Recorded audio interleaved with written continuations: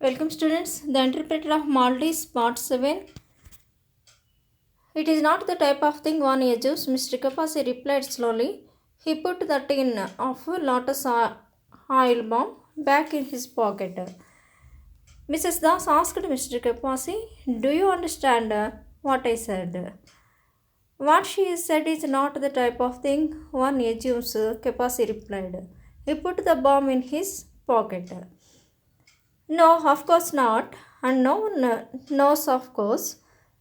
No one at all. I have kept it a secret for 8 whole years.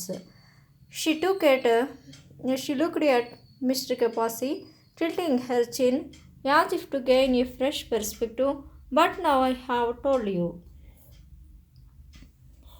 Of course, no one knows because Mrs. Das kept it a secret for 8 whole years. But now she told Mr. Kapasi. Mr. Kapasi nodded. He felt suddenly parched and his forehead was warm and slightly numb from the bomb. He considered asking Mrs. Das for a sip of water, then decided against it. Kapasi felt suddenly parched. Because the weather is hot, he wanted to sip a drop of water, but he didn't ask Mrs. Das.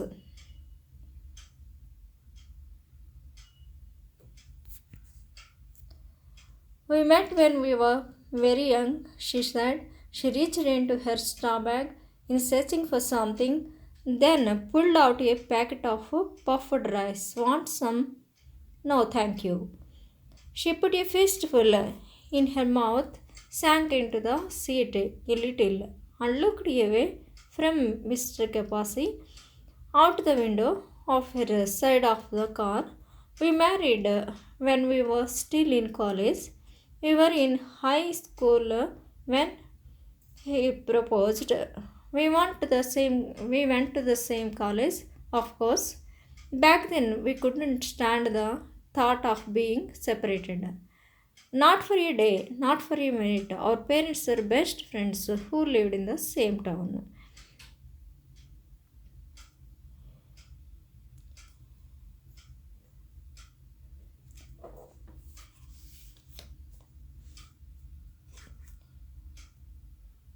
Mrs. Das said that they have met when we are very young, and she reached into her straw bag, then pulled out a packet of puffed rice. She asked Kapasi that want some. Kapasi said, no thanks. She put a fistful rice in her mouth, sank into the seat. Then she started telling about her marriage and childhood days. They get married at the age of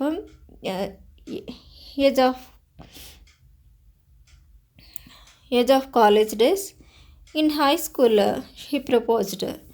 They studied in the same college and the school. Their parents also best friends. They met every Friday and Saturday.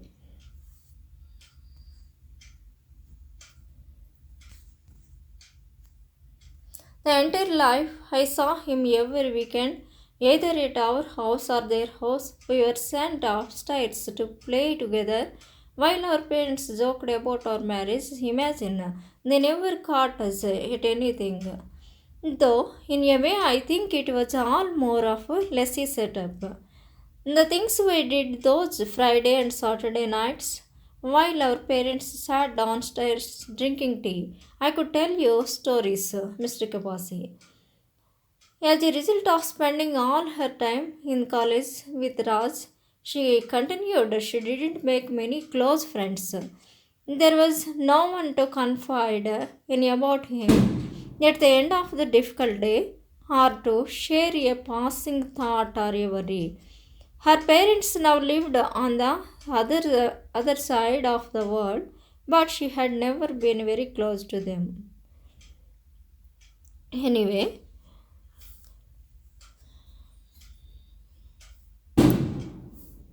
they met every Friday and Saturday. They met at either Mina's house or Raj's house. They spent most of the time playing and joking. Their parents also joked about their marriage. In this passage, she tells about she spends most of her time with Raj and shares all her thoughts and worries with Raj only. Then she did gave close friends. She didn't have close friends. Her parents also lived other side of the world.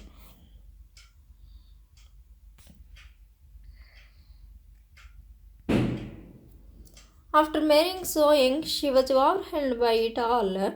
Having a child so quickly and nursing and warming up bottles of milk and testing their temperature against her wrist while Raj was at work.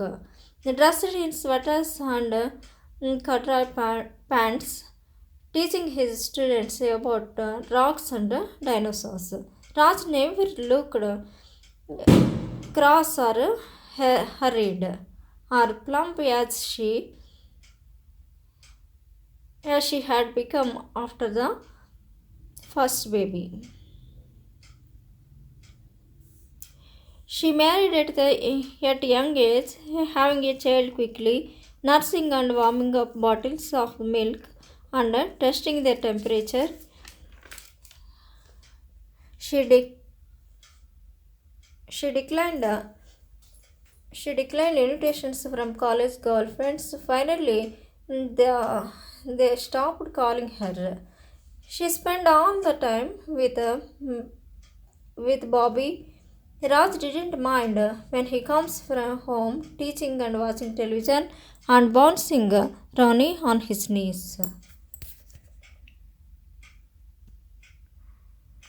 Only occasionally did they go out after Ronnie was born. And ever more rarely did the certain Raj didn't mind. He looked forward to coming home from teaching and watching television and bouncing Ronnie on his knees. He had been outragged when Raj told her that a Punjabi friend, someone who she had once met but didn't remember, would be stayed with them for a week for some job interviews in the New Brunswick area.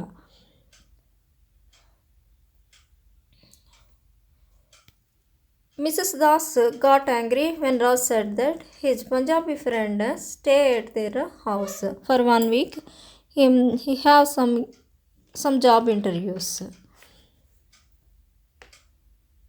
Bobby was conceived in the afternoon on a sofa littered with rubber teething toys after the friend learning that a London pharmaceutical company had hired him while Ronnie cried to be freed from his playpen.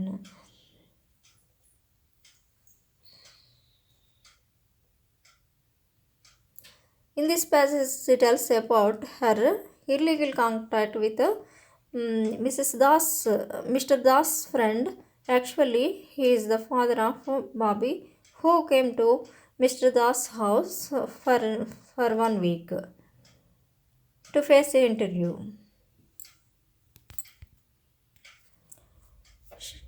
She made no protest when the friend touched the small of her back as she was about to make a pot of coffee, then pulled her against her crisp navy suit. He made love to her swiftly in silence with an expertise she had never known. Without the meaningful expressions and smiles Raj always insisted on afterward. The next day, Raj drove the friend to JFK. He was married now to a Punjabi girl and they lived in London still. And expiry year, every year they exchanged Christmas cards with Raj and Maina, each couple tucking photos of their families into the envelopes. He didn't know that he was Bobby's father, he never would.